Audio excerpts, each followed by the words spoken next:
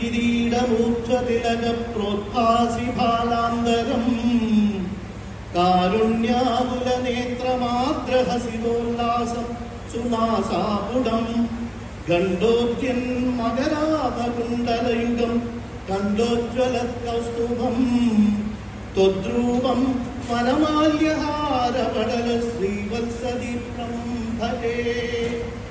ഇത്രയും ഉന്നതമായ ഒരു ശ്ലോകത്തെ എങ്ങനെ ലളിതമാക്കുമെന്ന് നിശ്ചയില്ല. പക്ഷെ എനിക്കറിയാവുന്ന രീതിയിൽ ഞാനത് ചൊല്ലുമ്പോൾ 4 വരിയിൽ ഒതുങ്ങില്ല. കാരണം അത്രയും ദീപ്തമാണത്.